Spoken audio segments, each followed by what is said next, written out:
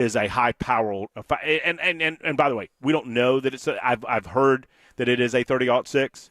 That's what we've been told is a 30 caliber. So we don't necessarily know that, but that's the information that we've some sources are releasing at this. 615-737-9986. So the FBI tells us that they're going to have, and Utah Department of Public Safety tell us that they're going to have a new press conference at some point this afternoon. If that happens before 6 o'clock, obviously we're going to go to that.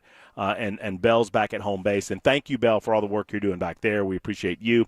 Jackson's on site with us, Kirby as well as CJ behind the glass, if you will, helping us out on location at the Charlie Daniels Journey Home Patriot Awards at the City Winery. Have I gotten through everything that I needed to? President Trump announced that he would present Charlie Kirk with a posthumous Presidential Medal of Freedom. We talked about that. I mentioned in the first hour, too, that Congressman Andy Ogles has nominated Charlie Kirk through Congress for the Gold Medal Award, which is the congressional version, if you will, of the Presidential Medal of Freedom. And you would expect that would be somewhat of a no-brainer. Although I would have expected yesterday an open prayer to be a no-brainer, too. But we heard the commotion. We played it for you. And, there was a background F-bomb going on back there, and I don't think anybody heard it when we played it live, or it was almost live. But, yeah, and it was – so what happened yesterday on the floor of the House of Representatives, there was a call for a silent prayer, and that went off fine. Everyone got quiet, and there was about a 30-second silent prayer. And then someone, and I want to say it was Anna Paulina Luna, said, can we have a spoken prayer, please? Spoken prayers, she said something along the lines of spoken prayers are more powerful than silent prayers. And then the Democrats started objecting to a spoken prayer. And that's when all hell broke loose because there were people going, well, we didn't have a spoken prayer for these people or those people. And somebody threw out a couple of F-bombs. And I mean, I'm just fascinated that we couldn't have a singular moment where the House of Representatives did not come together with the expectation that we could say a prayer for somebody that just got politically assassinated. This was a political assassination. Do you know the last time that a political assassination was successful on American soil? Well, it was Robert F. Kennedy. Robert F. Kennedy about a month or so after MLK. It was the summer of 1968, spring and summer of 1968. April 4th of 1968, MLK at the Lorraine Motel in Memphis, Tennessee, was assassinated by James Earl Ray. And then just over a month later, RFK was assassinated by Sirhan Sirhan in California after announcing his candidacy for president of the United States of America. 1968. 68, 78, 88, 98, 08. That's over 50 years. I mean, that's 57 years. And while Charlie Kirk was obviously not an elected official, well, Martin Luther King was not an elected official. At the time, Robert F. Kennedy was not an elected official. He was a candidate for the presidency. Now, obviously, there was an attempt on Donald Trump's life. But as Chris and I were talking last night, and this is the last thing I'll say before I get to a couple of your calls, it feels different, and it's not just because we're in the free speech business. I mean, I think by extension, all of us as Americans are in the free speech business, right? All of us. But it is how I make my living. And so I default to freedom when it comes to your ability to express your opinion without fear of reprisal from the United States government. But in a way, I mean, as awful and evil and horrific the possibilities in Butler, Pennsylvania last year of candidate Trump being assassinated, one, he was not. Thank God he was not. And I say that literally and figuratively. Thank God he was not assassinated. But you understand it more. You don't understand the madness. You don't understand the psychotic nature that would go into someone willing to pull the trigger and kill someone like that. But he's a leader. He can make law, or he can facilitate the Congress to make laws of his choosing. He can sign executive orders. He had 4 years as a president that people could vehemently disagree with. That's one thing. You can understand over the arc of history why assassins would want to kill political leadership. Charlie Kirk was a guy that was expressing his heartfelt opinion on college campuses. right? And it was an opinion that many of us might disagree with. I mean, CJ and I were talking about it earlier. That and when we were coming together with this, that while we might disagree on these issues and we might have robust debate on these issues, this idea that you would step forward in terms of political violence, whether it was, I mean, the violence that happened in Minnesota has come up with I think it was the Speaker of the House of the Minnesota State Assembly and another member of the body, a senator, killed in cold blood. Now, we didn't know those people. They're not prominent in our neck of the woods in terms of, but it doesn't matter. It doesn't matter. It is unacceptable. And we haven't heard a damn thing about that guy since he was arrested with that weirdo mask on. He had the weird mask when he went to the door and whatnot. So we need to get to the bottom of that. We need to get to the bottom of this. And obviously the first step in doing that is finding the assailant. So saying all that, I got Mike, I got Jerry, I got Regina, Malachi, and Cameron on the line. So you guys hang in. We're going to get to your calls momentarily right after this short timeout. It's 21 after the hour. Super Talk 99.7 WTN.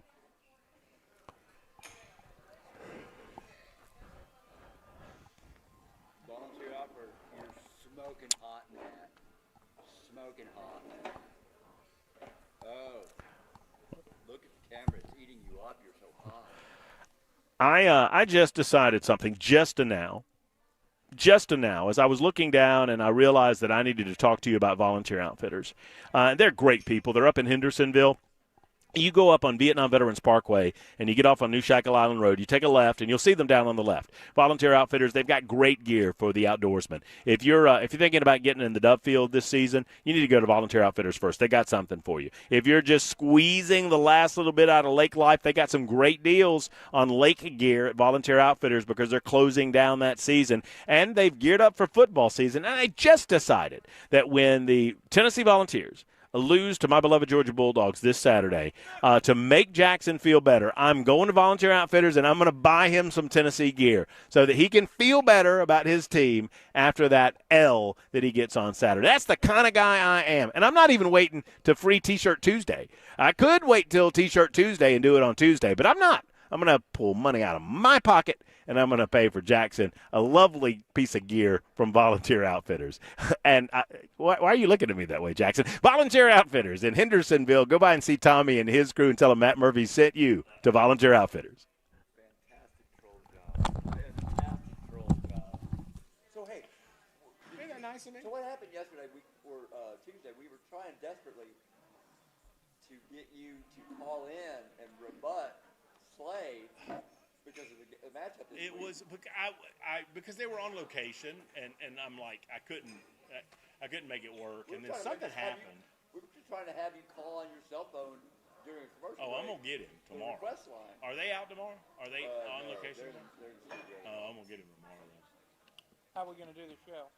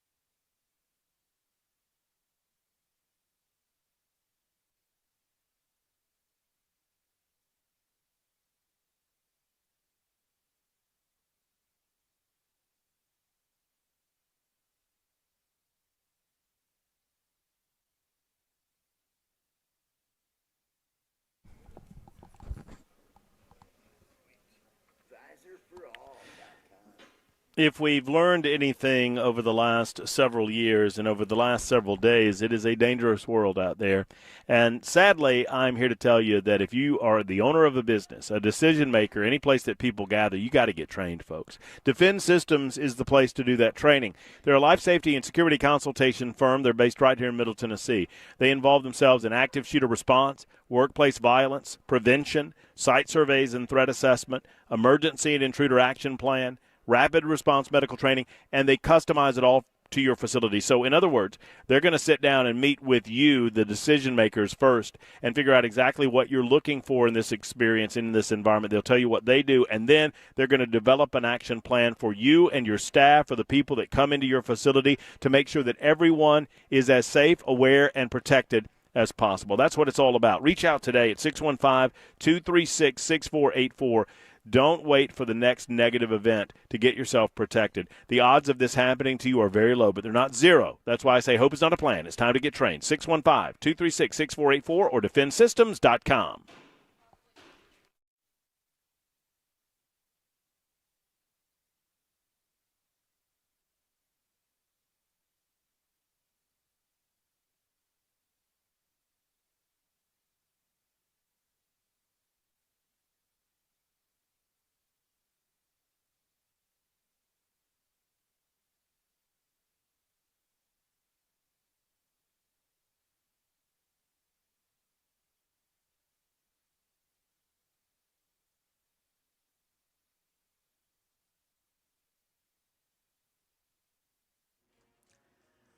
A number of college professors and an assistant dean in Tennessee are celebrating the assassination of Charlie Kirk, and the legislature isn't having it. We'll tell you about it at 4:30 on Super Talk 99.7 WTN. Yes, sir. Thank you, Mr. Ken Weaver. Ken Weaver's back at home base. Matt Murphy on location at the Charlie Daniels Patriot Awards dinner happening tonight at City Winery. I hope you're coming out, and if you are, come see me.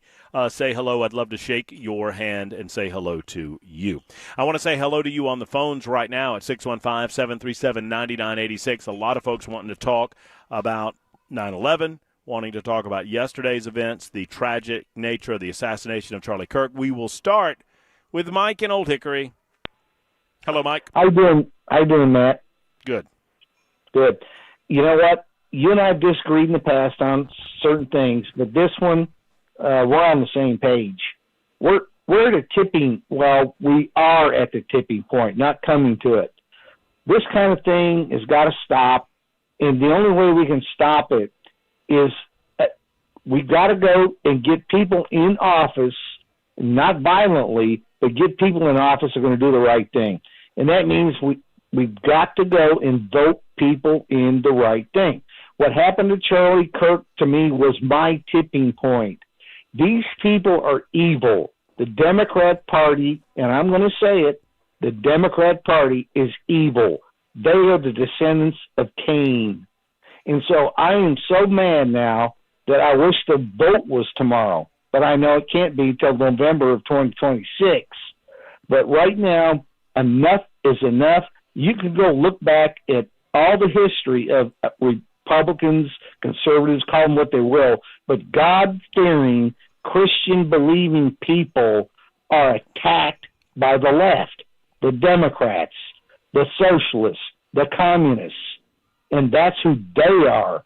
They are the descendants of Cain, and we better start realizing that. And the only way we're going to get rid of it, really, without using violence, is in November of 2026. Get out in droves and throw them all out, including the one who knows.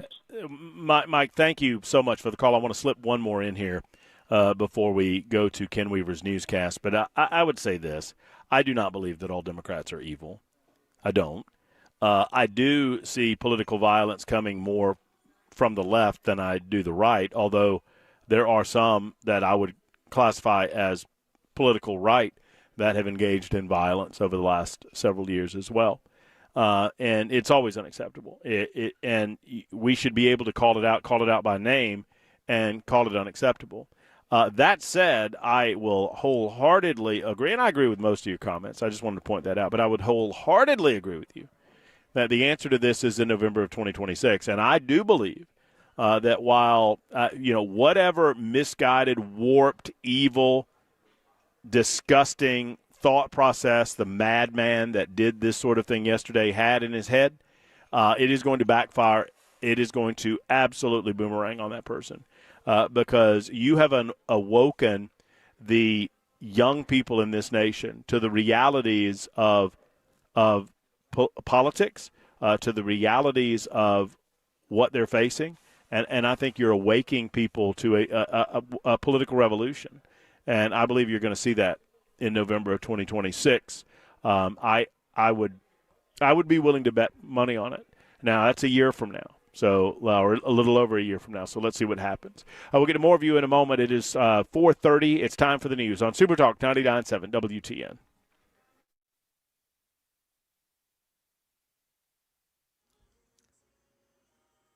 I'm Ken Weaver with your top stories. We've got the full forecast and traffic coming up in 5 minutes, and the manhunt for Charlie Kirk's killer continues. The FBI now offering a $100,000 reward for information leading to an arrest.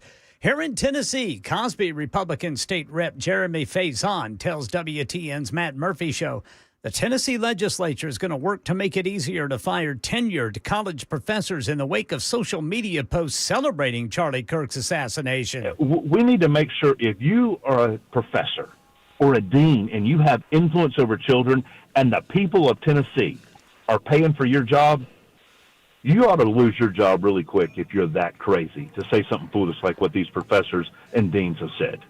2 faculty at East Tennessee State University have been suspended for allegedly celebrating Kirk's assassination, Dr. Andrew Herman and Dr. Russ Brown.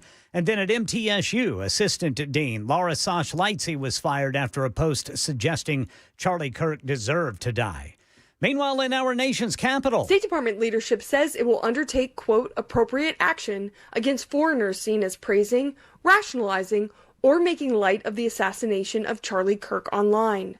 The second in command at the department is encouraging social media users to bring these comments to the administration's attention.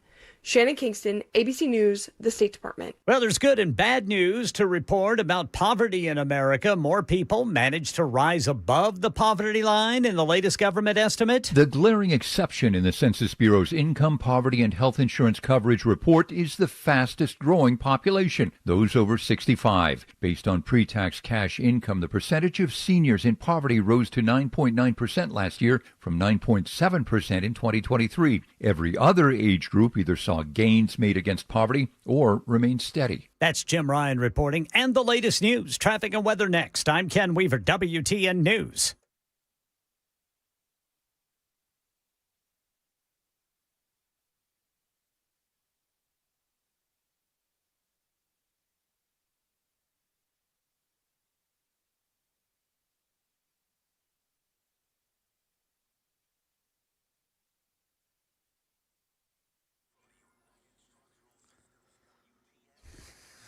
All right, it is completely stop and go in the usual places on the way home in the afternoon, but we've got some added activity, if you will. Right now, a crash off on the right shoulder, 440 eastbound at Nolensville Pike. Then in Madison, looks like they're about to clean this one up. Off-ramp partially blocked 65 northbound to Old Hickory Boulevard. In Brentwood, an accident just being cleared, 65 northbound before Old Hickory Boulevard. And now on the South Loop downtown, we got the right shoulder blocked by a crash, 65 southbound just past I-40. I'm Ken Weaver.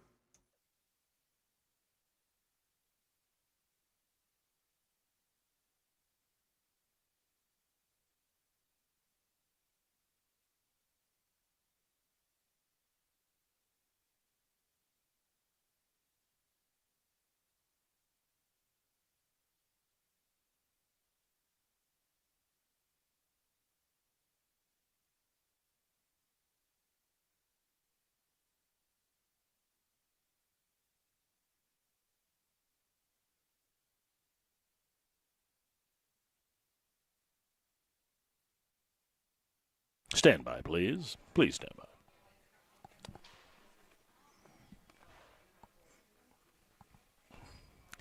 At Genesis Diamonds, things are just different, friends. Diamonds are in their DNA. They dream about them. They obsess about them. Diamonds are their life. Now, what they don't do, they don't act on commission, which is nice because you don't have to worry about it. When you walk in, gentlemen, to Genesis Diamonds, whether it's for a birthday, an anniversary, an engagement, or just because, you're not going to get upsold on anything. They're there to assist you, to help you understand the diamond buying process, to understand how they are your source for all things hand-picked GIA-certified diamonds at the guaranteed best price, and they're there to find the right one for you, whether it's a half carat or all the way up to 20 carats.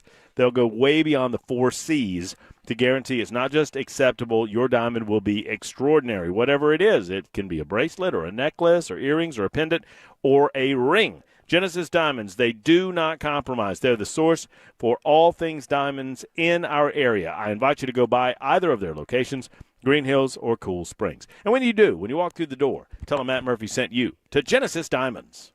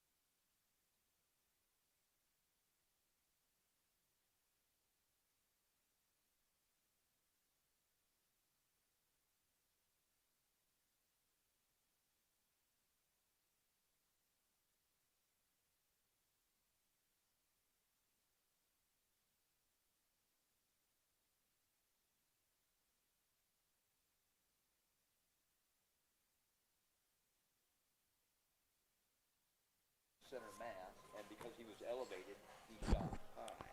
You don't shoot low above. You know, I wonder if U.S. Pest, and I don't know why I feel compelled to say this on the heels of my my comment about the Tennessee Volunteers to Jackson earlier, but I wonder if U.S. Pest deals with people. Because I might need some pest control come Saturday night. You never know.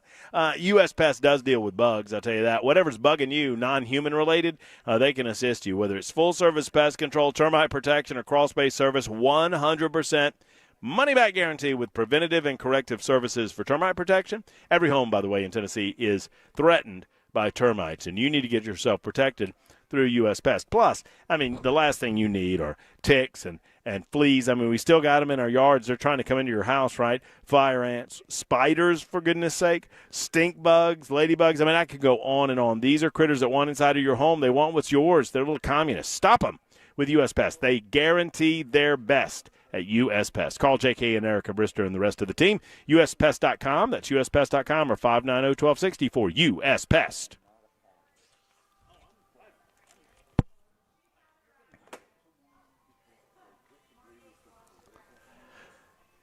Super Talk 99.7 WTN. It is the Matt Murphy Show. We appreciate you being with us. So for those asking, unspent rounds found inside the rifle that authorities believe was used in the assassination of Charlie Kirk were engraved with transgender and anti-fascist writing or Antifa writing. That, according to an internal law enforcement memo that was obtained by the Wall Street Journal. I think Steven Crowder got his hands on it as well, and the Wall Street Journal obtained a copy of it too. The weapon, which authorities described as a high-powered bolt-action rifle, at a press conference this morning, was found wrapped in a towel with 3 unspent rounds of ammo inside. The Journal reported all 3 rounds had writing engraved on them. Kirk was answering a question about mass shootings when he was fatally shot. The suspect remains at large, believed to be college-aged, and was able to blend in to the campus community after leaving the weapon on campus. Robert Bowles, who is special agent in charge for the Salt Lake City field office, said in a press conference that was the case, and they released a photo of someone of quote-unquote interest this afternoon, which was taken from a video the Bureau obtained asking the public for help in identifying the individual. This is a person in a dark-colored shirt, looks to be almost a black shirt, with a design with an American flag and something looks to be on the American flag. It might be a weapon, a gun of some sort. And then he has a hat on and sunglasses on, dark-colored hat, and obviously dark-colored sunglasses. So that's where we are in terms of apprehending the suspect. Find out where you are on all of this as we turn back to the telephones. And let's go to line 2, Bell. Jerry is in the borough. Hey, Jerry. Hey, Matt. I have a question, and I'll make some comments if that's okay. Do you think that this would happen if it was a different Republican as president? I think it's impossible to say. I think that there's a reason that we talk about Trump derangement syndrome amongst our liberal or Democratic friends quite a bit. I think he has managed to break them in a lot of ways. I think he's managed to radicalize mainstream media to their narrative in a lot of ways. In other words, they're not even bothering by trying to be fair-minded in terms of presentation of the news anymore on certain networks, most of the networks, frankly. And because of those factors, I think it's impossible to say. I doubt it. I mean, just my instinct tells me I doubt it. See, I don't think so either. And the reason why I say that is the cooling down needs to come from the left, and it's not. They're just going farther and farther to the left. And, I mean, when you're on a college campus and you can't take any kind of a speech, you don't belong there. And you're willing to shoot somebody over that. I mean, the list goes on and on. You know, LGBTQ, this and that. Whenever they don't get their way, they pout, they shoot, they do whatever they can. And I don't know how we get past that, but they're the ones that need to do the changing, not us. They're just mad that we're winning. I don't see it happening regardless of who's president. And that's why I asked that question. It's not just about Trump, although he is the leader right now, but it's not. They can't stand losing, and if they don't get their own way, they're gonna do whatever they have to. It's communism 101. Well, they are certainly demonstrating that they're willing to go that next level toward political violence, and I've seen that repeatedly over the last several years. And it is, I mean, for those of us as libertarians or conservatives or Republicans, however you want to identify yourself, and thank you for the call, Jerry. I'm going to move on to somebody else. But for those of us who do this for a living, it occurs to me that so often, I mean, anytime I find this happening on the right, it is universally condemned. It is universally condemned by everyone that I know of within political circles. And secondarily, it is almost a one-off. These are singular acts by crazed individuals. I see a lot of people in subdivisions of the political left. I call them leftists. I don't call them Democrats. You can also call them statists. I see a lot of people within these subdivisions, particularly younger people, who think it's perfectly appropriate to resort to some level of political violence. But thank you for your call, Jerry. Let's move on to, I think it's Malachi on line 4. Malachi, you are next on the Matt Murphy Show. Good afternoon. How's it going, man? I'm well. So, yeah, thank as a younger you. person, can you hear me? Yes, sir. Okay. But, yeah, as a younger person, you know, I identify as a libertarian, so I'm not necessarily, like, totally like attached to one side, but like I see a lot of people on my social media, you know, just like not necessarily condemning it, but they're like okay with it. But it's like these are the same people that when it's time to vote, like, oh, I'm not into politics, I don't want to vote. And it's like, but then you see somebody committing political violence against something just because you don't agree with it, but they think that's okay, but they're not willing to vote. And I really just don't understand that. But then to continue, it's like this happened, and it's like Charlie Kirk. I wasn't even a big watcher of his content, but he has open debates, and he doesn't just allow one side to come on. He allows liberals or whoever it may be to come and state their opinion. And it's like, there's a state, you're going to kill somebody who is literally going to college campuses and giving y'all a chance to state your opinion and why you believe what you believe. And it's like, that's their problem. They really don't know how to debate their opinion because they really don't know. I don't necessarily say they don't know what they believe, but it's like they just don't. The problem is a lot of our younger generation and other people too, is they don't know how to debate and they don't know how to have a disagreement with somebody, especially politically.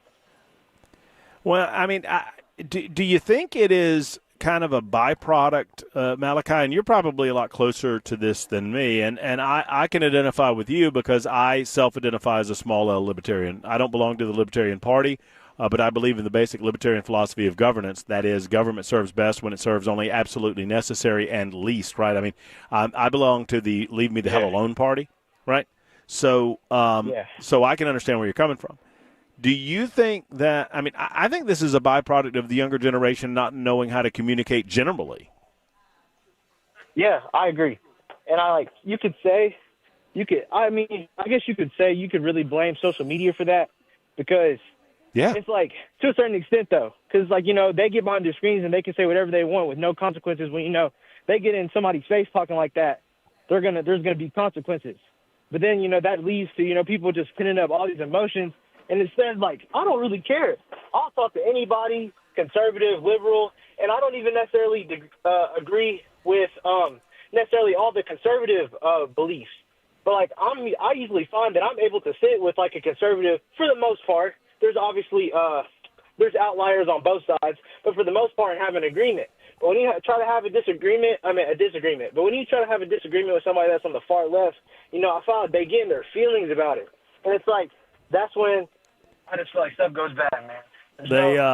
That's all they got, brother. They got their feelings, and that's it seems to be all that they have. I love good friend Ben Shapiro likes to say, "Facts don't care about your feelings," right? And so when you can't deal with facts, you just resort to feelings. This isn't about feelings. This is about facts. This is about right and wrong, good and evil, truth and fiction. And Malachi, you're right. I mean, thank you for your call. I mean, it is a more difficult task to present your position on an issue in a fact-based way, and then do the hard work. And I see a lot of young people doing hard work, and I frankly see it a lot more. And maybe it's a byproduct of my position. I see a lot more people on the conservative movement side. I see a lot more young libertarians. I don't see a lot of young liberals. I don't think liberals are very proud of where their political party is right now or where their political affiliation is right now. Because, sadly, the elected leadership within the Democrat Party or the leftist leadership in the United States of America, they've decided that they want to placate the minuscule minority of their party against the better judgment of most people within their political party. You hear what I'm saying? They have decided to kowtow to the 3% against the better judgment of the rest, because most liberals understand that this is ludicrous. Most humans understand that this is ludicrous. Most people understand that it's ludicrous that you take a political position on an issue, for example, where you can't define what a woman is or you can't define what a man is. If you can't manage to do, and I understand that there are differences of opinions about what we do about all of that. And frankly, most people that I talk to, almost everyone that I talk to would agree that what you do as a grown person to yourself, to your own body, without harming other people is your business. But on this particular issue, for example, if we are to learn that this person had some sort of transgenderism issue on their minds when they shot and killed Charlie Kirk, my goodness gracious. What, you're taking a life because he had a different position on that issue than you, that he challenged people to define what a woman was. He challenged people on basic biology. Come on.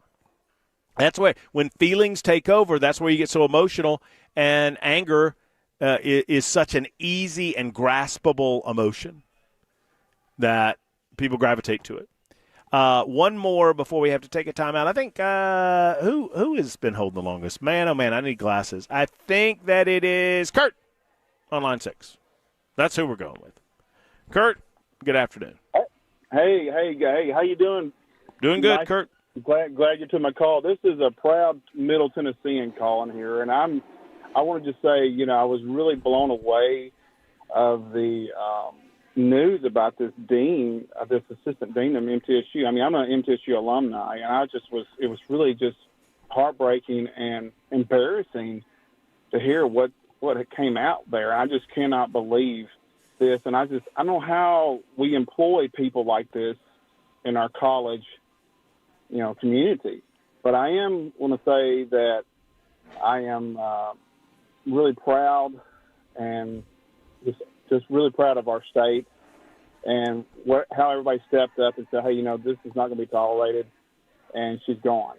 And I think that's amazing to see that, and it warms my heart to see that and to be supportive of Middle Tennessee and all that. It hurt me to hear all that and what students need to go to something like that. And then we have somebody acting that way. It's just uncalled for and childish and sick in a lot of ways. So, and it's just awful. And I just want to just let you know that, God bless Middle Tennessee, God bless America, and God bless Charlie Kirk, and God bless what you're doing. I really appreciate it. I want to give you a lot of positive feedback. You really make the drive home amazing, and thank you for what you're doing. Well, thank you, Kurt. That's very kind of you to say, and I appreciate that very much. On your point, Middle Tennessee State, I became aware of this when Matthew Hurt, who is heard regularly on Nashville's Morning News with Dan Mandis, and thank you, Kurt, for the call. I appreciate you. Dan Mandis with Nashville's Morning News had him on this morning, as a matter of fact. And you can go ahead and bump line 6 there, Bell.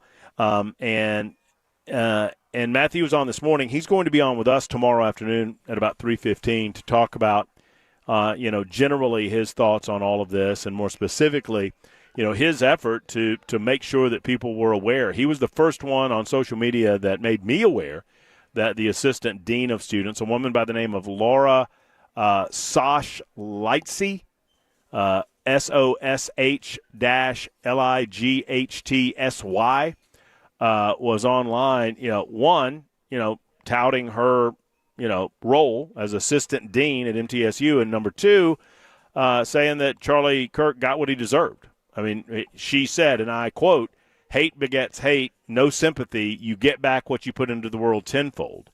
And so that type of celebration is just not going to be tolerated by MTSU. And look, once again, nobody's arresting Laura Sosh-Lightsey. No one's putting her in jail for what she said. No one's putting her in jail for what she believes. Sadly, awful, gross, disgusting people, they have rights in America too, right? And I don't say sadly, I say, it's important. It's important that unpopular speech, we protect unpopular speech in the United States of America. The answer to unpopular speech is more speech, not less, always more. But that does not mean that you get to say anything you want and get away with it.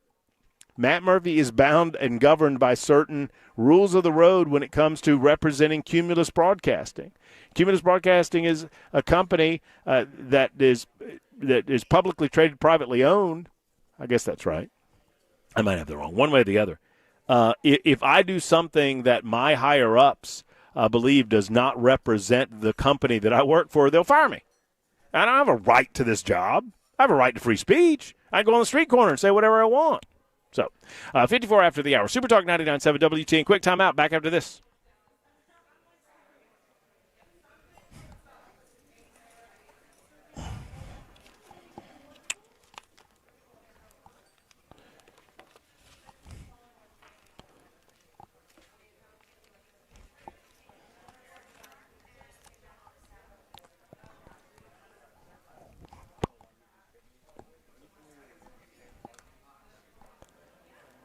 Want to know about a place where European auto repair doesn't feel like European auto repair? Hey, it's Matt Murphy to tell you that the moment you walk into Eurofix, you'll notice Eurofix is not your typical greasy garage. Their waiting rooms are clean, comfortable, and inviting. Their service areas are spotless. Why? Well, because they believe in that level of detail and expertise. Because Eurofix cares about everything, from how you're treated to how your vehicle's treated to what their waiting rooms look like. Every repair comes with a rock-solid 3-year, 36,000-mile nationwide warranty on all repairs Eurofix performs, and at below dealer pricing. You don't have to put up with dealer prices or get ghosted when you're waiting on a callback. Eurofix fixes everything European, plus a rental car available at every appointment. Locations in Nashville, Franklin, Belmead, Murfreesboro, and Mount Juliet. 844-EUROFIX. Call 844-EUROFIX or visit myEurofix.com.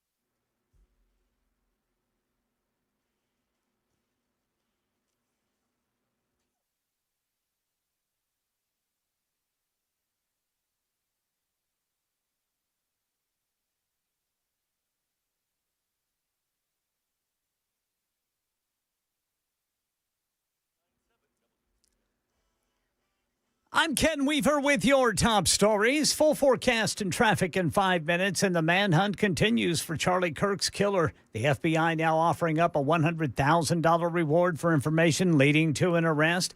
Here in Tennessee, Cosby, Republican State Rep Jeremy Faison telling WTN's Matt Murphy Show, the Tennessee legislature will work to make it easier to fire tenured college professors in the wake of social media posts celebrating Kirk's assassination. And we all understand that universities are a liberal bastion. We get it. Wish it wasn't that way, but it is that way.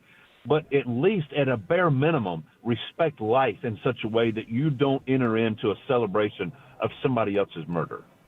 And I think that's what the taxpayers of Tennessee expect of our professors. 2 faculty at East Tennessee State University have been suspended for allegedly celebrating Kirk's assassination. Dr. Andrew Herman and Dr. Russ Brown. Then at MTSU, Assistant Dean Laura Sosh Lightsey fired after a post suggesting Charlie Kirk deserved to die. Now we see that apparently an employee with the Nashville Fire Department has been suspended. Meanwhile, Brian G. Ahern, Jeremiah Joseph Ahern, Joanne Marie Aladiotis. 24 years since the September 11th attacks, some loved ones of the victims reading aloud the names of those who died that day in Lower Manhattan. Memorial services and remembrance events happening across the U.S., and people are still dying. The FDNY this week added 39 firefighters, EMTs, and civilian workers to its World Trade Center Memorial Wall and held a ceremony Tuesday honoring the members who worked on recovery efforts at Ground Zero in the days and weeks after the attacks. The FDNY has now logged more than 400 deaths attributed to World Trade Center illnesses, more than the 343 firefighters killed that day. Michelle Franzen, ABC News, New York. Meanwhile, here in Middle Tennessee, the mother of James Sellers, who was stopped at a red light on his motorcycle when he was hit from behind by an SUV and killed in Hermitage Tuesday night. And I tried to call 2 or 3 times. No answer, so I jumped in my car and came here, and it was him. He took a son, a father, a spouse, family, and I don't know what to do without him. Now, the driver of the SUV initially drove away, but turned themselves in yesterday, and charges are forthcoming. That's the latest news. Traffic and weather next. I'm Ken Weaver, WTN News.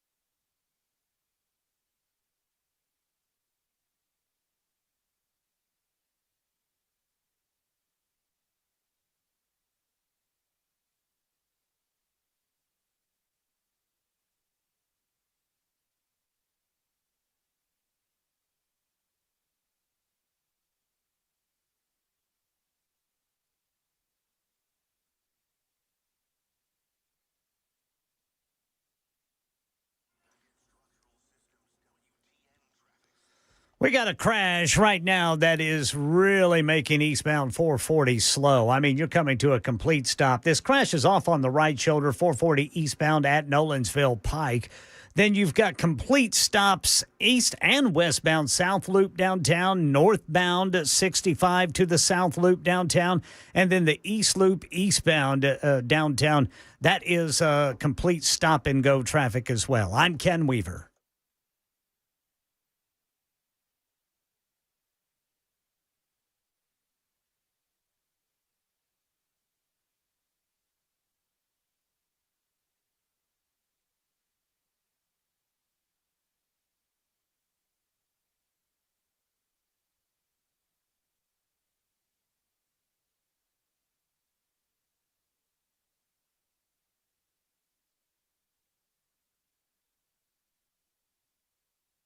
Yep.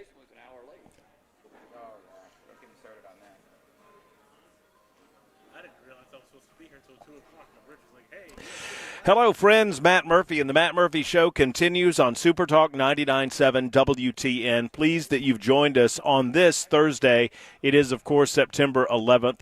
We remember this day from 24 years ago. We also remember September 11th, 2012, the Benghazi attacks that tragically led to the death of American citizens, 4 fine American citizens that died on that day.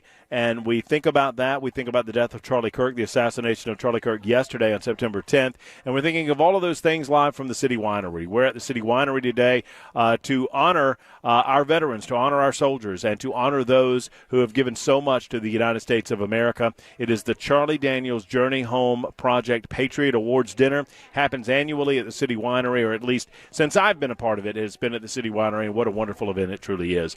We appreciate you. If you're coming out, say hello to us. We're kind of in the back of the room as things are starting to get underway. Just a little bit of a programming note, just to make sure that you guys are aware. Normally, we're here, of course, until 7 o'clock. We're on location. Young Jackson is with us on location, as is Kirby, as is CJ. Dan Mandis in the house as well. Bell's back at home base, and at 6 o'clock tonight, we're going to play a little bit of what we did yesterday in the beginning stages of our understanding of what happened with Charlie Kirk yesterday. We're doing that because the program here starts at 6 o'clock, and there's going to be a lot of activity going on in the room, and obviously we're going to be focused on that here. We appreciate you we beg your indulgence in that regard, but I think you'll appreciate, maybe not enjoy, based on the subject matter, but certainly appreciate what we have for you in store at 6 o'clock today. In the meantime, we talk to you on the phones at 615-737-9986. Fred has waited a long time, and I appreciate your patience. And I've got Tim and Cameron and Lee coming up. But, Fred, you're up next on the Matt Murphy Show. Thank you, sir, for your patience, and thank you for calling. I had sent you the pictures of the shirt, the close-ups, the higher res, and of the gentleman, and the ad on Etsy. But if anybody wants to buy it, it's sold out on Etsy. Maybe available other places. But the gentleman looks very fit, very trim. He's wearing a disabled veteran's shirt, but appears incredibly calm under the circumstances. He looks like a pro, like everyone has been saying, don't you think? If this is the person, if you're talking about the photographs of the person of interest, if it turns out that this is the individual that we're looking for and this is the individual responsible, yeah, I mean he obviously looks like I don't know how you would define a pro versus someone that knows what they're doing or has experience around firearms. If you showed me a picture of that guy and asked me if that guy looks like he has experience around firearms, I would say yes. He does not look like a killer, that's for sure. He doesn't look all that intimidating, but he's incredibly calm, which under the circumstances may in itself be a hint. He's looking straight at the camera, so he knows where the cameras are. On the picture I sent you, you can see him looking straight at the camera. And so he may or may not be a vet. He may or may not be disabled. That may just be part of what he was doing for whoever might have been paying him. So anyway, just thought I would send those shirts to you. Well, Fred, I'm glad that you did, and I'll take a look at it as soon as I am able. I've not seen those photos that you've sent. Did you send them via the super text line? Yes, I did. Okay, yeah, I'll look for them. I've got so much going on over there. I appreciate that. Yeah, I don't, All right. and thanks for the call, Fred. Appreciate you. I don't know how you would, describe a quote-unquote professional versus someone that doesn't know what they're doing. I would say this, that I was blessed to grow up in a family around guns, around firearms. I don't know what it was that my grandfather did to impress upon me as a young child that guns were grown-up items and that you were not to touch them, but I know they were readily available. I slept regularly in a bedroom with a gun rack with loaded shotguns in the gun rack. I slept next door to my grandparents' bedroom, and in my grandparents' bedroom was my grandpa's gun cabinet. It wasn't a gun safe. It was a gun cabinet with a glass door on it. And you know where the key to that gun cabinet was? In the door, right? And all of the rifles were in there. I knew exactly where his pistols were. My grandfather wasn't so much a pistol guy or a handgun guy, but he had a few of them, and I now have a few of the ones that he had. And I knew exactly where they were. Now, I'm not saying we do it that way anymore, but I'm saying that I knew that if I went anywhere near those guns, that I was going to have holy hell beat out of me, right? I mean, that I was going to get beaten until the white meat showed. And so I didn't do it, right? I didn't do it. But with that came understanding and training. When I got to a certain age, I got a BB gun. And when I got to a certain age, I was allowed to shoot my grandfather's .22. And then at the age of 12, my grandfather bought me a 12-gauge shotgun. I don't know why he bought me a 12-gauge and not a 20-gauge, but he did. That's what they did. Remington, a Mossberg pump 12-gauge shotgun that I still own. And, almost blew my shoulder off shooting it. But that's what I learned to shoot on. I learned to shoot on that. I learned to shoot on that 30-30. And I think I said it was a Winchester. It was a Marlin 30-30 lever action that I also still have. It was my quote-unquote grandmother's gun. And then my grandfather had the Winchester Model 70, 30-06, that he used for deer hunting. And we had other rifles. Obviously he had other rifles in his possession, other guns that he used, and a lot of shotguns. He had 20 gauges and 12 gauges of his own. But I grew up around guns, right? So I was never that good of a shot. And I've worked at the Glock store to be more proficient in my ability to shoot a handgun. But I would say I've shot many deer at 200 yards, even though I wouldn't say that I was a good shot. My grandfather was a good shot. And so I don't know that from a 200-yard distance or a 200 feet distance, obviously, and I think we've established that it's a 200-yard distance, that it would take some sort of expertise outside of having a basic knowledge of how to use a rifle and a basic knowledge of what's going to happen to that bullet once it leaves the barrel, the muzzle of the rifle. It's going to obviously, over distance, it's going to fall over time. Tim is in Tullahoma, and Tim joins us next on the Matt Murphy Show on Super Talk 99.7 WTN. Thanks for calling, Tim. Hello.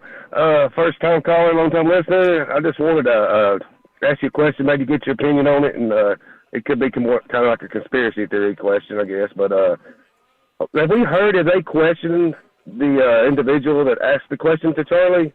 I mean, because to me it seems a lot coincidental, that the question that was asked was related kind of to what, the shooter, what information they know on the shooter.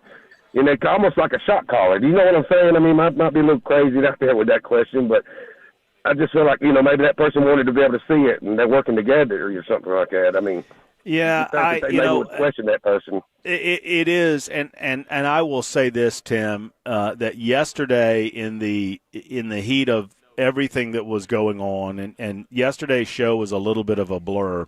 I forget who it was, but someone called and brought this up, and I kind of dismissed it at the time, and I shouldn't have, because I think it is very likely that was just a coincidence. However, it is possible that it wasn't. So whomever the caller was yesterday, I apologize to you for being dismissive of this point that Tim brings up. Tim, I would lean toward coincidence, but I don't know. I mean, is it possible that there was a coordination that, hey, I'm going to get in line and I'm going to ask this question, and when I ask this question, that's when you do it?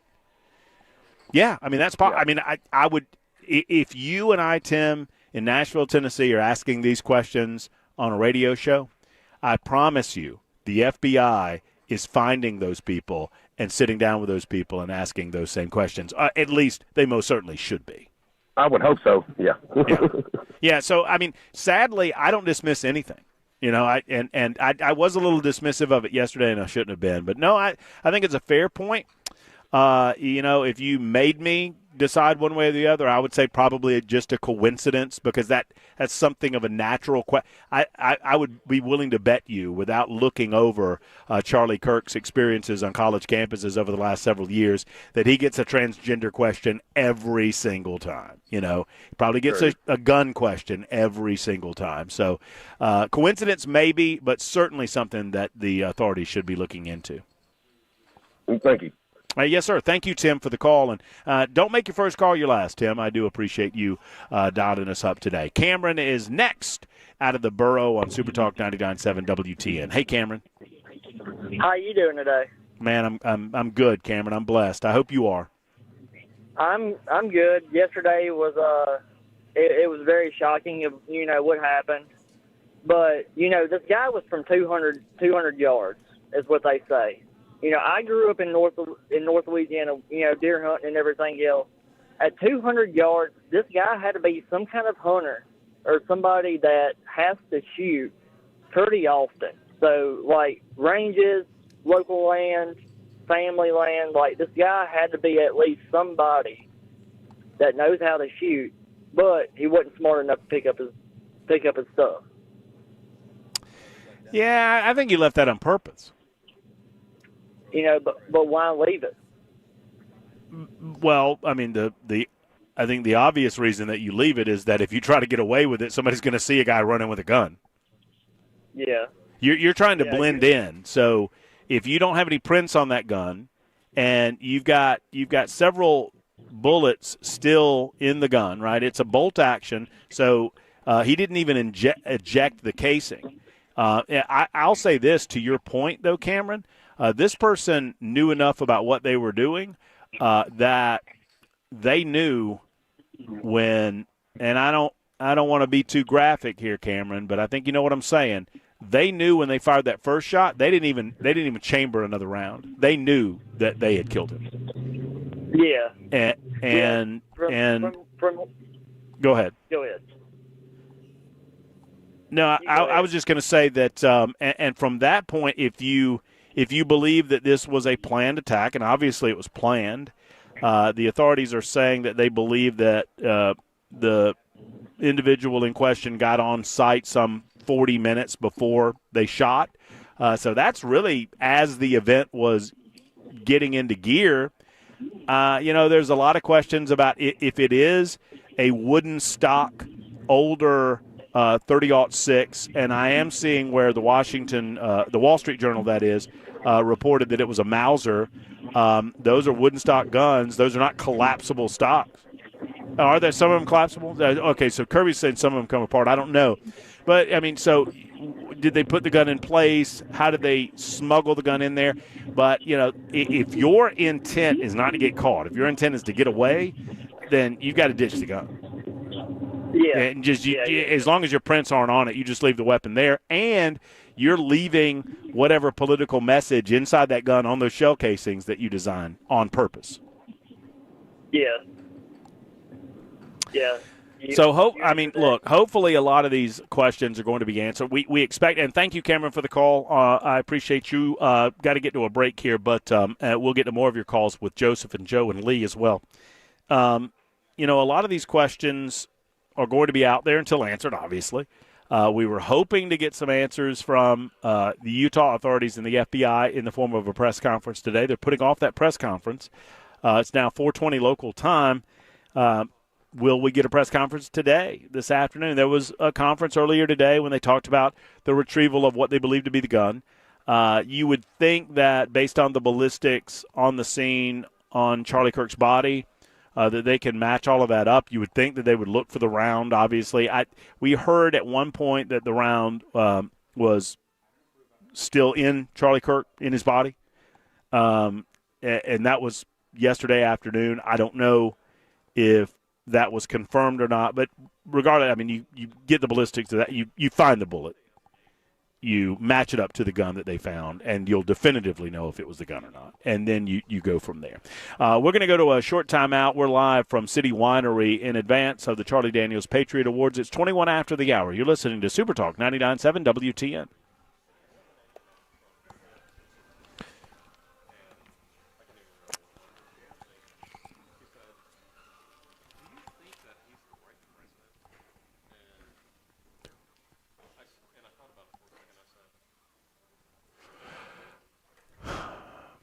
You were a little baby.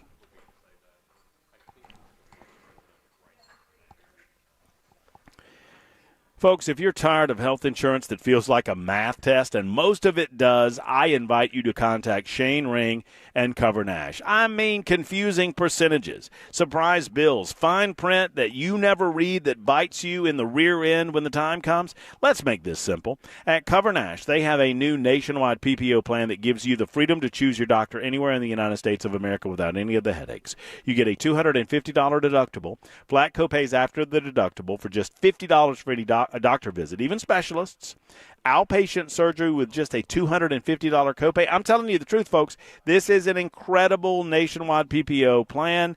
You need to ask Shane Ring about it when you make the call. For whatever reason, and if you have a question, call Shane Ring and he has answers for you. He is your personal healthcare concierge. Friends, Shane doesn't work for insurance companies. He works for you at Cover Nash. And he's right here local to our community, which is nice because you can go visit him in office. CoverNash.com, CoverNash.com, or 615-465-0023, 465-0023 for our friends at Cover Nash.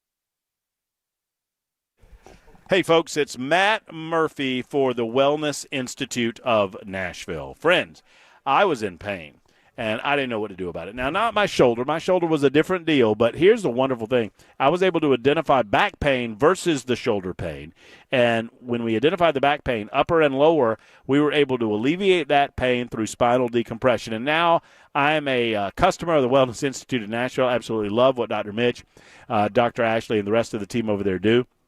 I made the switch to Dr. Mitch, and I invite you to do the same thing because they're great at what they do. Non-surgical spinal decompression works.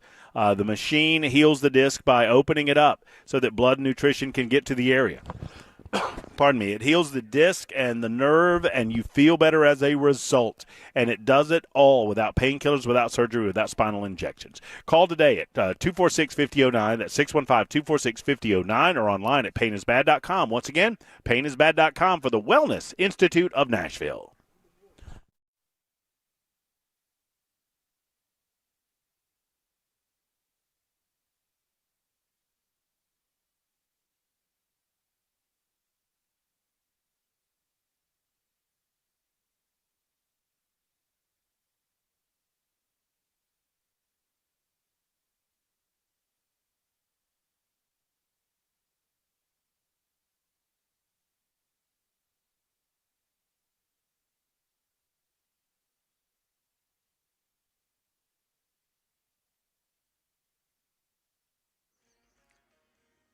At least 2 Tennessee college professors have been suspended for alleged celebratory comments about the assassination of Charlie Kirk, and now we see that a Metro Nashville employee is suspended as well. These stories and more at 5:30 on Super Talk 99.7 WTN. Thank you, Ken Weaver. Ken Weaver back at home base in our studios just off of Music Row, Super Talk 99.7 WTN. My name is Matt Murphy, and we are on location at City Winery, just, a stone's throw, a golf drive away from our studios. But we're here in advance of the Charlie Daniels Patriot Awards dinner happening tonight, remembering Bernie Carrick, the New York City Police Commissioner at the time of 9/11, thinking about 9/11 on this anniversary, also thinking about all of our patriots that have served our nation so admirably, so honorably, and thinking about those men that were serving their country in Benghazi in 2012 on September 11th during the Benghazi attacks as well. And we're taking your telephone calls at 615-737-9986. I'm going to look real close here, and I think if this, yes, Lee on line 5 is next up on the Matt Murphy Show. Hello, Lee. Hello, Lee. Hey, how are you, Matt? Doing well, Lee. Thank you.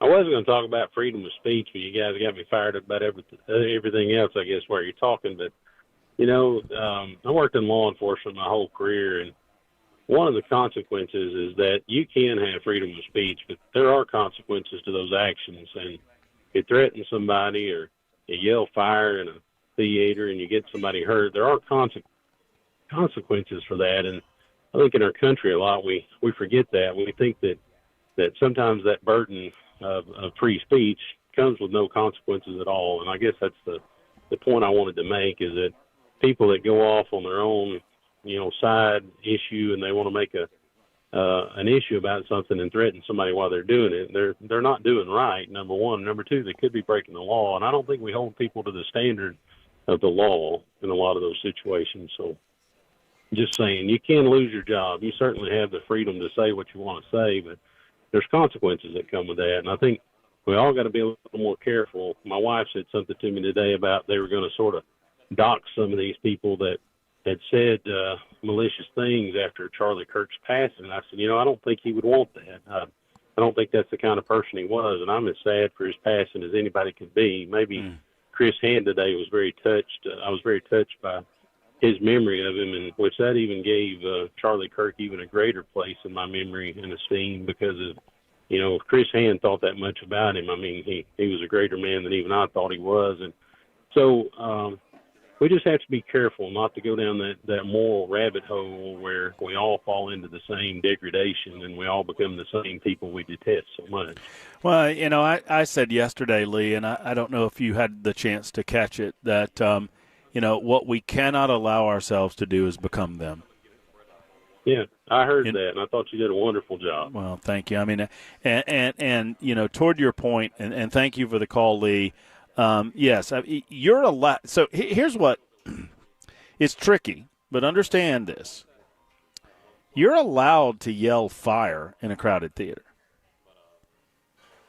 If there's a fire, you're not going to get into any trouble because you've alerted people to danger. What you are not allowed to do, and the whole fire in a crowded theater analogy indicates what you cannot do is use speech, use language to put people in direct harm's way.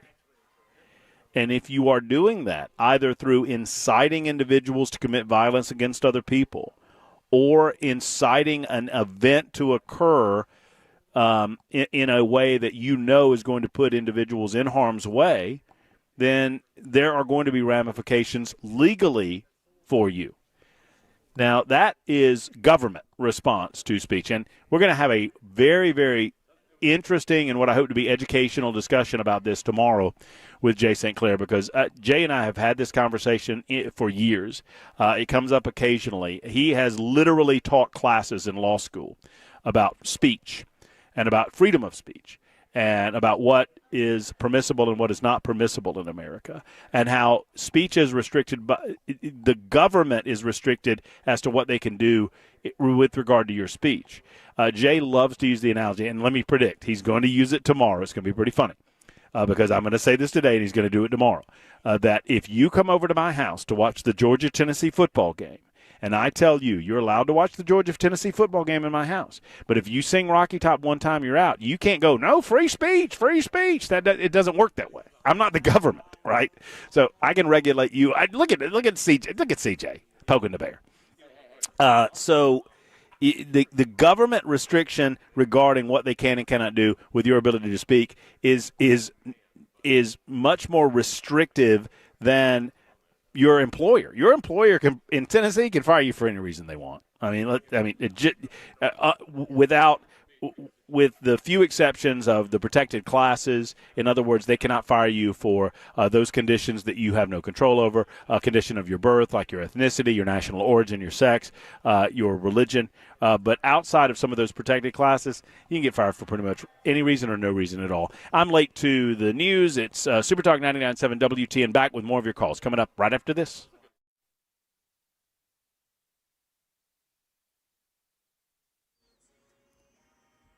I'm Ken Weaver with your top stories. Got the full forecast and traffic in 5 minutes. And again, the manhunt for Charlie Kirk's killer continues. The FBI today offering up a $100,000 reward for information leading to an arrest. The FBI releasing images of the person of interest they say they want to talk to about this. Here in Tennessee, 2 tenured professors at East Tennessee State University are suspended for alleged comments celebrating Kirk's assassination. Dr. Andrew Herman and Dr. Russ Brown. Then at MTSU, Assistant Dean Laura Sosh Lightsey was fired after a post suggesting Charlie Kirk deserved to die. Channel 4 got mixed reaction from students there in Murfreesboro. I think it was the right move, given her position with the students and how close she is with student affairs. If she said it to her students, that would be a different story entirely, but it was off of her office hours on her personal account, and it's her personal thoughts, and I don't think that the school has any business policing that sort of thing. Meanwhile, here in Nashville, reports say an employee of the fire department was placed on paid administrative leave for an alleged social media post about Kirk. The alleged post by the employee involved a, quote, limited edition Charlie Kirk Labubu toy figure. A former West Virginia House of Representatives member shared a screenshot of the post. Meanwhile, today marks 24 years since the September 11th attacks. Bells rang in the moment today when the South Tower fell in New York City. Memorial services and remembrance events happening all over the country. Born and raised New Yorker Murda Gashar Jordan is working to honor all of the victims, including her late husband, Rob. She last spoke with him on the phone while he was working on the 92nd floor of the South Tower. He said, I'll call you when I find out if we're evacuating. And we said our goodbyes, the I love you. At her local library, Murda has been fundraising to build what will be called the Never Forget 9/11 Memorial. She wants it to be a place to reflect and learn, especially for the younger generations. That's the latest news. Traffic and weather next. I'm Ken Weaver, WTN News.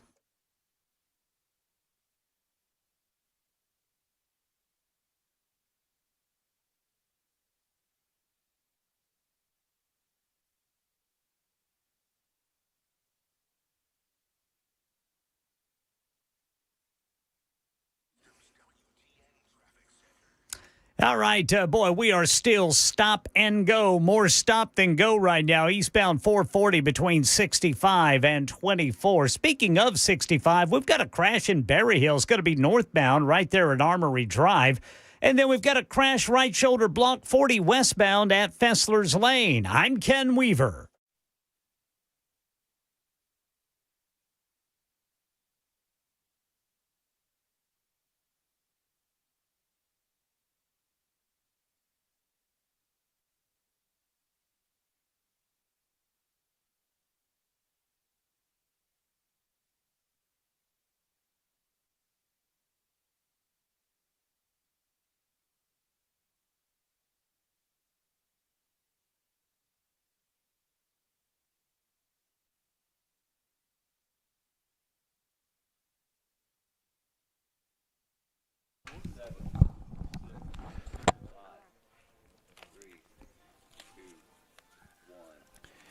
I love all the sponsors of the Matt Murphy Radio Show and of Super Talk 99.7 WTN. And during this time of craziness, when we're talking about political violence happening yesterday and everything, I so appreciate the Glock store right now. Not only for giving us the ability to understand how to protect ourselves, but how to shoot. I mean, not just what to shoot, and they do that. It's no secret that I'm a supporter of the Second Amendment. I am. I own guns, carry guns. Owning and carrying is simply not enough. You need to know how to use those guns and when to use those guns. That's when training is so important. And right now, I so encourage you to contact the Glock store by going to shoot270.com. That's a special website. You know, they have, of course, glockstore.com, where you can buy anything you want to buy and, you know, have it delivered to your house. Or I would encourage you to go pick it up at the Glock store. They're in our neighborhood, after all. But the Shoot 270 indoor ranges is just a different experience. It's not lanes. Shoot270.com will help you understand just the difference that they utilize with regard to their training techniques. It's a more real-world experience, and you have an instructor there with you in the room with the ability to talk with you, unlike they have at a traditional lane. So go to shoot270.com, make an appointment, fill out the waiver, and let the training begin. Shoot 270 indoor ranges, only at the Glock store, minutes away from the airport and worth the drive from anywhere.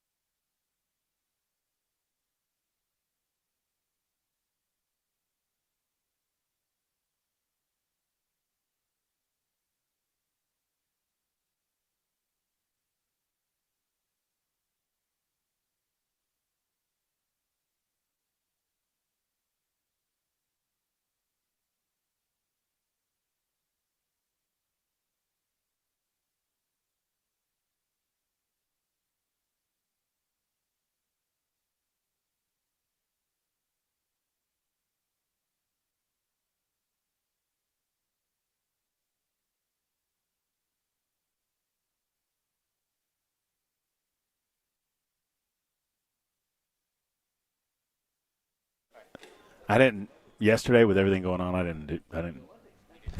Hey, folks, Matt Murphy. There's a lot of things that Americans are split, on, politics or sporting teams, coffee versus tea or whatnot. But there's one thing we agree on: taking your car in for repairs. Am I allowed to say it sucks? It can be complicated. Let's put it that way. Your repair's only good as the person under the hood. And most of the problems in fixing your vehicles is a knowledge issue. Not somebody trying to rip you off. They just don't know any better.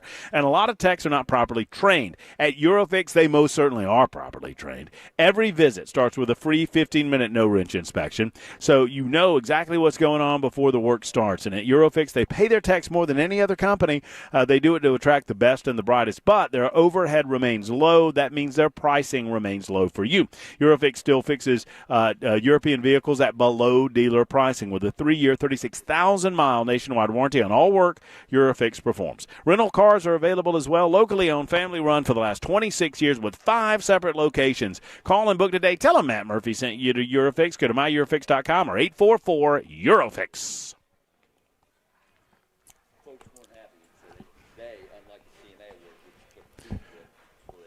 Things are getting serious. I have put my jacket on. Mandis is in the house. Dan Mandis is here. We are live at the Charlie Daniels Patriot Awards Dinner. What a great event. What a great location here at City Winery. Don't mind some of the construction going on the front end of the property. Just get to the City Winery. They'll valet your car. I hope that you're coming. I hope that you have your tickets, and I hope to see you here a little bit later on tonight. We're wrapping things up in a live fashion in about 20 minutes, and then we'll send it back to home base, home studios, and Belle's got a selection from yesterday's show. Very hard listen, but very important to listen in the aftermath of what we discovered was the assassination of Charlie Kirk, political commentator Charlie Kirk. So we're going to do that at 6 o'clock. Until then, we'll continue to take your telephone calls, thinking about 9/11, thinking about yesterday's events, thinking about where we go from here. And we will start with, I'm old. They used to make these words a lot bigger. Joseph, I believe it is, in Nashville on line 1. Hey, Joseph, how are you? Very well, sir. Can you hear me? Yes, sir. Awesome. First thing I want to say is thank you, Mr. Murphy, for everything that you do. I just want to bring to your attention that they do have a new song out. I don't know if it's an IP song or IA or whatever, but the song, I believe, is called How Dare They for Charlie. And when I heard it today, it stopped me in my tracks.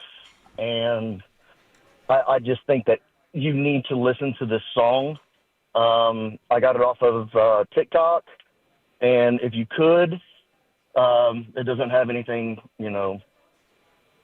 bad in it, but if you could play that song so that people can hear it, view it first, but please put the word out on that song because it's going to hit you. And I just want to thank you, all your listeners. I'm a long-time listener, very first-time caller, but this hit me hard at home. And, being a born-again Christian, it tears my heart in half. And thank you for your time, and I'll let you speak. Well, Joseph, thank you. You're very kind to call. Don't make your first call your last. I appreciate that, and I will look up the song. I don't think we're going to have time to share it today, but certainly we have tomorrow available to us, and we'll get into it tomorrow, if not today. And if it is as you have described, we'll certainly be happy to play it for the listening audience. But I appreciate you calling in. I hate it's under these circumstances, but don't make that first telephone call the last. We love engaging with the listening audience. To that end, we're going to get to as many as we possibly can before we have to say goodbye a little early. This time it's Joe's turn in Nashville. Joe, thank you for your call, and welcome in. Hey, how's it going? Good. Thanks for taking the call. And I just want to, I'm neither. I wouldn't consider myself a left or right. I'm right down the middle, libertarian, I would say, if I'm anything. It's sad. It's sad when anyone dies, but the rhetoric and the attitude and the just the way that the left goes at the right every single day, it's setting a stage for this. I mean, I'm surprised. It's just there's so much hate, and I hear the right call the left demons, and they have no souls. And so if I think someone's a demon that has no soul, if something bad happens to them, I would be happy. There's so many people that are happy this happened. So many people that are mad this happened, and it's going to do nothing more but create more divide. That's all it's going to do. That's all it's going to do. And the more people feed into that, it's just growing. And this is just another gas on the fire because people are going to hate the left even more because they're celebrating. People are going to hate the left, and it's just going to keep snowballing. And it's important. I don't mean to interrupt you, but I mean, Joe, it's important to note. I mean, toward your point, that not everybody on the left is celebrating. As a matter of fact, I would suggest that the vast majority of the people on the political left recognize that this is a step way too. But there's a huge difference between political rhetoric, even heated political. I mean, I get into political fights with people on the left all the time, and neither of us walk away from those things saying that we want to beat hell out of one another or certainly shoot one another, right? Sadly, these voices, these confused, angry, evil, mad voices, and mad as in madness, they have been amplified because of social media. They've been amplified to the point that I don't know that they've been out there in these numbers, but we certainly see them a lot more than we used to because of social media presence. Absolutely. Yeah. Absolutely. But listen, Joe, continue to listen, continue to call in. I love hearing from folks who think of themselves as middle of the road, especially on issues like this. It's an important point you make. Yeah, I tried to call in when y'all had, I don't know if it was you, had Jody Barrett on the other day. And I couldn't call in, but, he's already funded by APEC. So it's just a lot. I tried to call in. I just wanted to get to that point, but I didn't get to it. But, yeah, I listen to you every day. Stay on my radio. Well, I'm glad you do, Joe. And, yes, we've had thank you for the call. We've had Jody on. I believe it was probably Chris. It was either Chris or Chad. Because this race is getting heated up, and we've all had him on. So it was either Chris or Chad that had him on a couple of days ago, and I appreciate that, Joe. Thank you much for the call. 47 minutes after the hour, it's Jacob's turn. Next up on the Matt Murphy Show, Jacob. Thank you for your call. Good afternoon. I had a question, and I apologize if I misword something here, but when Congress went into session, or the proper verbiage of that, and they asked for a silent prayer. And then that passed, and then they asked for a verbal prayer, and things went haywire. And there was cursing and stuff. I don't understand how that's allowed there when if I go to court for a speeding ticket, if I spoke out a line or cursed, I'd probably be put in contempt and arrested. Why do they not do that over there? There are certain rules in the House allowing for free and open debate. As a matter of fact, slander and there are certain things that you and I could be charged for in a court of law that you could not be charged for on the House floor because they want to promote the concepts of free and open debate. So individuals on the House floor are allowed to be wrong, right? They're allowed to say things that turn out to be incorrect, and we don't go after them in a legal manner because they want to allow for free and open debate. Secondarily, the House of Representatives isn't a court of law, and they are governed by their own rules. That's understandable, but I still don't understand how they can't keep it at least professional. Well, I mean, I get that, and sadly, Mike Johnson seemed to be trying to do that during that outburst, and it was an outburst on both sides. One side, they kind of hissed and booed at the idea of a verbal prayer, and the other side got very angry when that happened, and there was a lot of verbiage being slung back and forth in the aftermath of all of that. I don't understand why we just didn't have a verbal prayer and move on from it. But no, I agree with you. It was not a good moment for the House of Representatives at all. And in light of what it was over, discussion over it. No doubt. Jacob, thank you. Thanks for having me. Yeah, of course. Tell you what, quick time out. We'll wrap it up next on the Matt Murphy Show, at least from here. You've got another hour. We're going to share with you some of the program from yesterday as we are set to begin the program here at City Winery with the Charlie Daniels Patriot Awards dinner. But we've got time for Harry and Sean and Danny. I hope to get all three of those in here. It is 5:50 on Super Talk 99.7 WTN.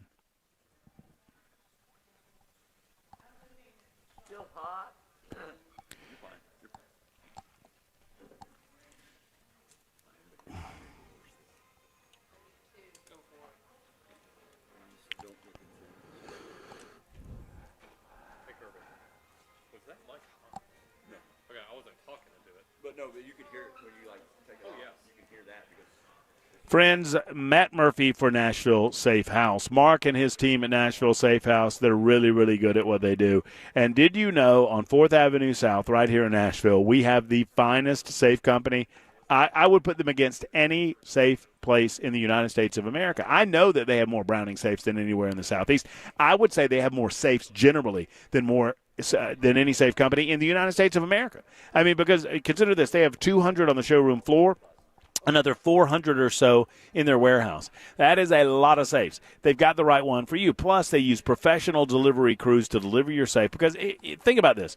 They know exactly who is delivering your safe, and that person that delivers your safe, they know where your safe is, they know where it's going, and they help set up the combination to that safe. They get the lay of the land in your house. You want to make sure that that person's trustworthy, and National Safe House has done that with every single person that delivers a safe to your home. They don't contract these things out to third parties. They don't believe in it, and they're never going to do it. They don't let a crackhead deliver your safe. That's what Mark likes to say. Go see them on 4th Avenue South in Nashville or online at NashvilleSafeHouse.com. That's NashvilleSafeHouse.com for our friends at the Nashville Safe House.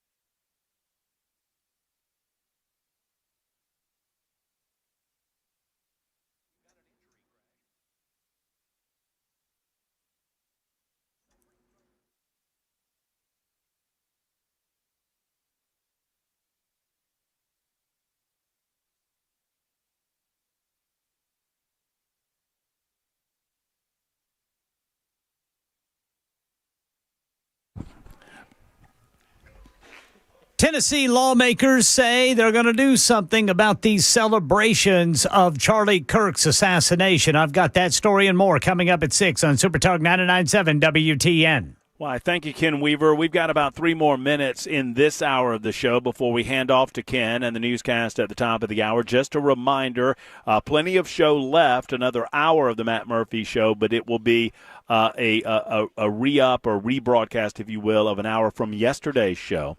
It's not something, at 3 o'clock hour, I believe it was our first view into what was going on in Odom, Utah, at Utah Valley College, Utah Valley University. So that's coming up in the 6 o'clock hour as we're preparing for the Charlie Daniels Journey Home Project Patriot Awards dinner, which is set to begin in just mere moments. We've got the color guard has come out, and they're preparing to present the colors. We've got the pledge and the prayer and the national anthem and all of those sorts of things. And very excited to be here tonight. Always a wonderful opportunity to honor our veterans, to honor those patriots that have served our country and served all of us with honor and distinction. Let me get to a few calls. I want to get to Danny first on line 6. Danny, thank you for your call today. I appreciate your patience. I appreciate you taking the call. I tried to get through yesterday, and I understand completely how busy you were and everybody wanting to say a few things, so it means a lot that you're able to get to me today, sir.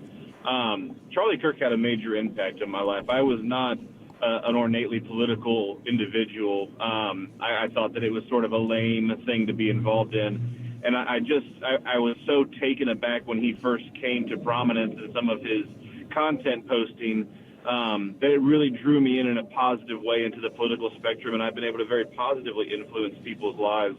And I've heard a lot of callers today and yesterday saying things that just alarmed me a little bit. And I would say that in remembrance of Charlie, there's a few ways that I think that we should go one step further than just remembering him. I think that we should honor him. And I think that there's 3 ways in particular that we can do that. We can honor Charlie Kirk and his memory and what he gave to our country by fighting in the realm of ideas with words and not weapons. Yes. With big thoughts and hearts, not hatred. I think that we can honor him by putting our Lord and Savior Jesus Christ first and foremost in all things. And I think that we can honor Charlie Kirk by leading our families as men and women and raising our children to think in ways that will make sure that the next generation does not need to suffer this sort of awful, traumatic event. Honor Charlie Kirk. Don't avenge him. That will be the Lord. Honor him. It's really well spoken. What I did on my social media platforms, and I don't tell anybody else what to do with theirs, but I would encourage you to consider it is, I put up, I am Charlie Kirk. I am Charlie Kirk. I was reminded of the movie Spartacus. Remember the scene in Spartacus where the Roman emperor says, every single one of you will live. All of you are going to live. We're going to allow you to live. We're not going to crucify any of you. You just have to tell us who's Spartacus.